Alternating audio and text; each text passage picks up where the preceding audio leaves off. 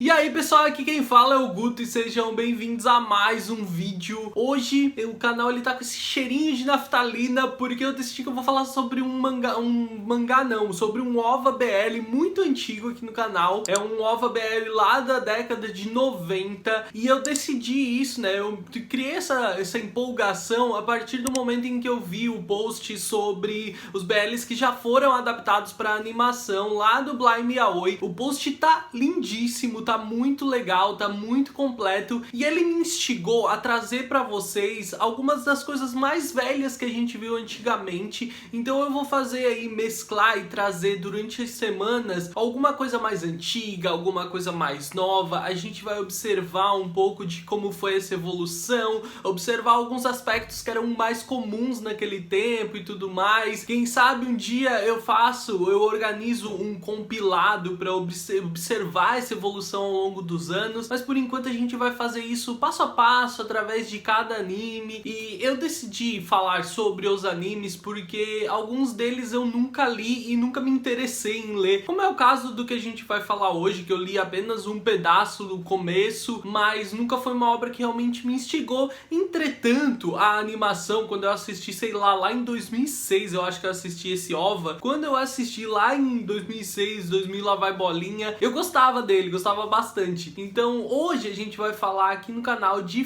Feico. Feico ou Fake é um mangá que foi lançado entre os anos de 94 e 2000. Ele é um mangá da Sanami Mato e foi lançado pela Biblos na B-Boy Magazine, né? E ele foi lançado em 7 volumes. Ele foi relançado depois em 2006, eu acho. Foi lançado daí apenas em 5 volumes, que tinha algumas histórias extras. Teve uma outra continuação que chamava Like Love, que foi lançada, era uma história lançada dentro de um livro de artes da autora. Então eles tentaram dar continuidade, mas eu sinceramente não sei se a coisa vingou, porque eu nunca acompanhei essa série como mangá. Esse OVA, lançado em 1996, ele foi também exibido em uma TV a cabo, TV por assinatura, na América em 2007, no Alien Bootcamp, que era um programa antológico voltado à exibição de animações com temática LGBT. A adaptação, ela tem em torno de 1 hora, 50 minutos, e o estúdio responsável foi o DC Staff, que também é responsável por adaptar coisas como Loveless e Love Stage, né? Algumas coisas um pouco mais recentes, Love Stage, nem tão recente. Mas Doradora, Bakuman, eles têm vários outros animes bastante populares no catálogo deles, inclusive eles estão no mercado há muito tempo. Primeiro um apanhado geral sobre a série. A gente tá falando do Dee e do Ryo, que são dois policiais, né, dois parceiros de uma delegacia que moram e vivem e atuam em Nova York. O Ryo, ele é descendente de japonês e o Dee não, ele é nativo, e os dois começam a trabalhar juntos. A questão é que o Dee, ele já tem um histórico de ser bissexual e ele logo se apaixona pelo Ryo, até de forma bastante rápida, e ele passa a fazer investidas bastante agressivas para cima do rapaz, que também acaba desenvolvendo alguns sentimentos pelo parceiro dele, mas que é um pouco mais retraído e um pouco mais inseguro em relação aos sentimentos que ele tem pelo parceiro. A obra então mostra pra gente os dois desenvolvendo esse relacionamento, se envolvendo em algumas tramas, problemas e mistérios ao longo da sua obra, né? Já que eles são dois policiais, então ele puxa muito pra uma pegada de ação, mas tem uma carga cômica muito intensa, que é muito divertida e fica muito evidente no OVA. No OVA, então, adaptando, como eu falei, uma história que está presente no 2º volume da série, a gente vai ver o Dee e o Ryo já avançando um pouco no seu relacionamento. O Dee, ele já fala abertamente sobre os seus sentimentos pelo Ryo, e o Ryo tá vivendo aquela confusão de ainda não sabe lidar bem com esses sentimentos que ele tem, ele ainda não consegue expressar como ele se sente em relação ao Dee, e ele tem que aprender a lidar lidar com aquilo. Os dois então pegam férias e saem juntos para passar as férias na Inglaterra. Inclusive, o Dee faz todo um trabalho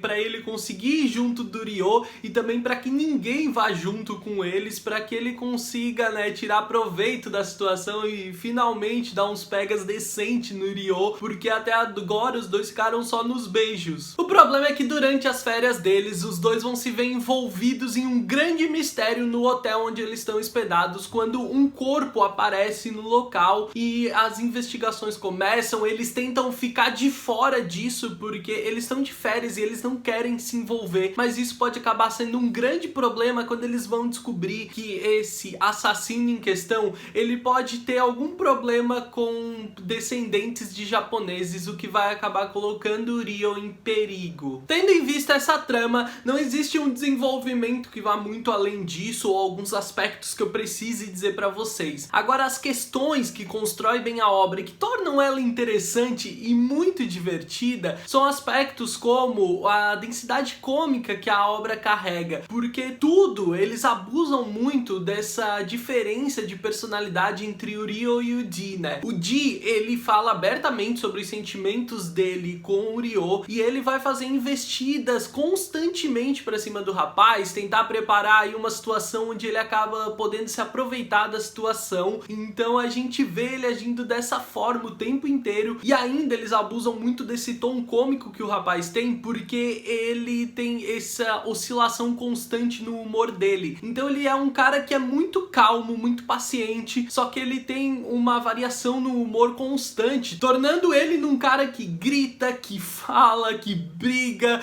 sempre que a situação acaba tirando um pouco dessa calma dele. Então essa oscilação de humor é muito constante. Logo ele tá gritando, berrando, brigando com alguém e logo ele tá calmo, falando sobre as coisas de forma tranquila, e isso a gente vê muito na relação dele com o Ryo. Já o Ryo, ele é um cara bem diferente, ele é mais calmo, ele é educado e ele tenta manter essa postura constantemente. Como eu falei agora há pouco, na relação entre os dois, o Dee, ele fala abertamente sobre os sentimentos dele e faz investidas constantes pra cima do rapaz. Ele até pressiona o rapaz em alguns momentos, mas constantemente ele para, porque ele é muito sensato e tem um senso de justiça muito intenso e ele leva muito isso, ele leva isso de uma forma muito forte. Então sempre que ele se vê envolvido em uma situação onde o Ryo parece estar realmente desconfortável ou onde ele parece não estar em seu normal juízo para poder tomar alguma decisão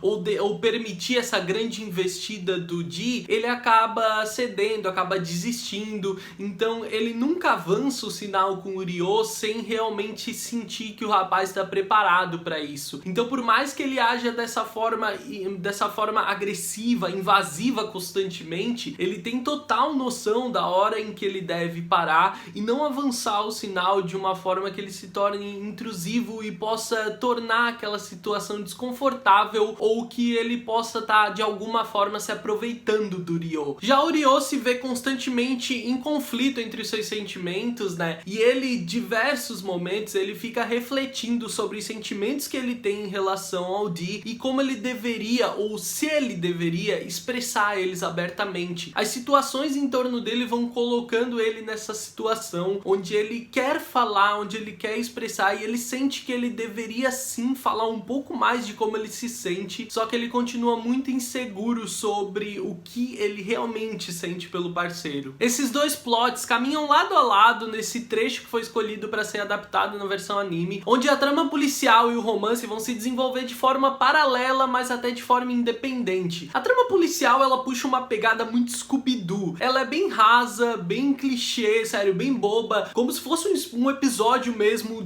do Scooby-Doo antigamente. Já o romance, ele segue diversos dos moldes do BL, né, que a gente tá acostumado. Ele segue muito desse padrão, mas a dinâmica do casal, como eu falei até agora pra vocês, é muito divertida, porque ela é cômica constantemente e ao mesmo tempo ela é intensa, é apaixonante, né, porque o Dee, ele fala abertamente sobre os sentimentos dele, mas o Ryo ainda precisa aprender a lidar com aquilo. Só que eles estarem lidando com os sentimentos dessa forma diferente não atrapalha em nada para que essa dinâmica, onde um é muito intenso e o outro é muito inseguro, porém muito passivo, faz com que o casal em si tem um tom cômico intenso, muito legal e que vai ajudando a construir, né? Porque afinal de contas, as investidas do Dee vão fazendo o Ryo constantemente enxergar como ele se sente. A gente tem personagens secundários que são muito interessantes e ajudam muito nessa construção. A gente tem o Beak, a Carol, que são personagens que têm uma presença mais longa em toda a trama, né? Ao longo do mangá, aqui até é bem curta. O JJ, que também não aparece bem. A gente tem alguns personagens que parecem nessa história estar sendo inseridos para uma continuação ao longo do mangá, como o policial que aparece, as meninas que ajudam eles, né, que contribuem bastante para a história. A Arisa é super interessante porque ela participa como impulso para o relacionamento dos dois de uma forma muito legal. Ela é uma personagem bem interessante que vai enxergar no Dio os sentimentos dele e vai dar alguns conselhos e vai fazer o mesmo pelo Ryo, o que ajuda bastante, contribui bastante pro relacionamento dos meninos. Então é bem legal isso. Eu acho que de forma geral ao longo do plot a gente tem um pequeno problema de algo que fica meio desconexo, não casa bem, tem uma pegada meio sobrenatural, meio fantasma em algum momento, o que parece ficar meio aleatório dentro da história. Ela não precisava existir ali, sério, porque essa questão ela literalmente não contribui em nada, ela não se propõe a nada ao longo do plot, do desenvolvimento, e ela fica bastante avulsa, bastante aleatória, mas não acho que realmente prejudique a história. É só porque, assim, parece uma coisa solta, assim, parece tipo, vamos colocar isso aqui e ver se funciona, e tipo, colocaram por cima, mas não mudou em nada, não mudaria em nada. Se você for assistir Fake, você precisa levar em consideração que a gente tá falando de uma obra lá dos anos 90, tanto a animação quanto o design, eles não são a coisa mais linda do mundo. O próprio traço da autora não é algo que eu ache realmente maravilhosa. Eu acho que o rosto dos protagonistas, o rosto dos personagens, ele é um pouco distorcido às vezes, mas de forma geral, falando da animação, ela funciona, ela atende às suas necessidades, mas se você prestar atenção, você vê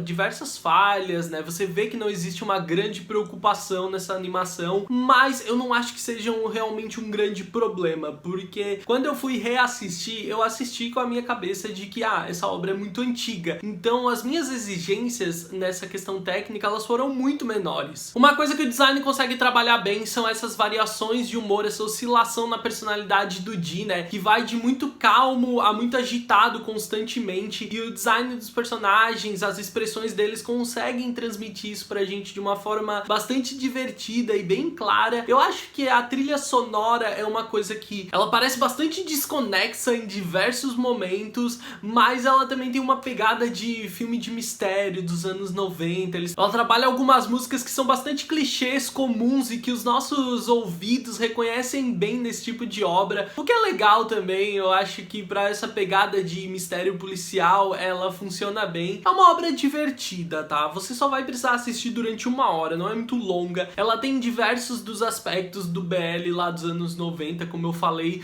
tanto em questões narrativas quanto em questões estéticas, mas é uma obra divertida. Acho que ela é atraente, acho que ela se propõe, acho que ela entrega o que ela propõe. Não é algo que vai me instigar a ler um mangá. Como eu disse, eu li o começo do mangá só há muito tempo e não é algo que me instigue realmente a ler, mas pode ser que seja um gatilho interessante pra você, porque a obra, né, o OVA, ele vai mostrar pra gente toda a dinâmica dos meninos. Ele funciona de forma muito clara em desenvolver a dinâmica que a obra como um todo propõe para os protagonistas, tanto do romance dele quanto ao longo, né, desenvolver esses mistérios e o romance acontecendo de forma paralela, quais são as inseguranças, os medos e como é a dinâmica e o relacionamento entre os dois. Então ele funciona bem. O OVA, ele escolhe uma história que consegue mostrar bem isso pra gente, e ele faz isso de uma forma bem coerente, bem concreta. Então é um trabalho bem interessante. Eu acho que o OVA, ele pode te instigar sim a ler a obra, e você pode entender que ele mostra o que a obra se propõe a mostrar. Deixa aqui nos comentários se você já assistiu o OVA de Fake, se já leu o mangá, o que você achou. Se você gostou desse vídeo, deixa o like, e também eu preciso desse like para saber se vocês querem que eu continue trazendo vídeos sobre obras mais antigas, adaptações mais antigas. Então deixa o like, deixa o comentário falando, sugerindo inclusive outras obras mais antigas que vocês querem ver aqui. Se é novo por aqui, se inscreve, ativa as notificações para não perder perder nenhum dos próximos vídeos. Me segue nas redes sociais, sou @guto no Twitter e no Instagram. Espero que tenham gostado do vídeo. Eu vejo vocês no próximo vídeo. Um grande beijo. Tchau, tchau!